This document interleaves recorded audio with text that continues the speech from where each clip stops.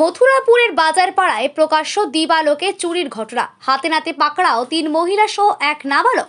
ঘটনাকে কেন্দ্র করে ব্যাপক চাঞ্চল্য এলাকায়। ঘটনাস্থলে মানিকচক থানার পুলিশ, আটক করা হলো সকলকে।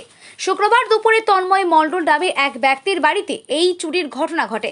জানা গিয়েছে, তন্ময় কুমার মণ্ডল নামে এক ব্যক্তির বাড়িতে ঢুকে এই মহিলারা আলমারির লকার ভেঙে কৌটোতে থাকা নানান অলংকার, টাকা নিয়ে চম্পট দেয়। তবে বাড়ির মালিকের স্ত্রী সন্দেহ হতে ঘরে ঢুকে দেখেন আলমারির লকার ভাঙা। এরপর গ্রাম জুড়ে হইচই করে তাড়া করে এই মহিলা চোরেদের ধরে ফেলেন গ্রামবাসীরা। উদ্ধার হয় চুরি যাওয়া টাকা, অলংকারের কৌটাগুলো। এরপরে ক্ষিপ্ত গ্রামবাসী চড় থাপ্পড় দেয় চোর মহিলাদের।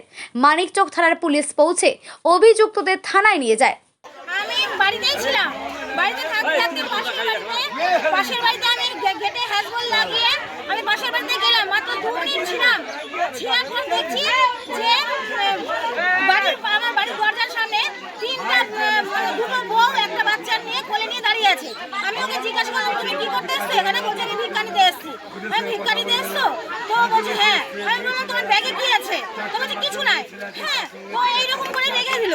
তারপরে আমি ঘরে ঘুরে দেখি, আলমারি খুলে দেখি যে আমার এই কৌটার বাক্সটা নাই।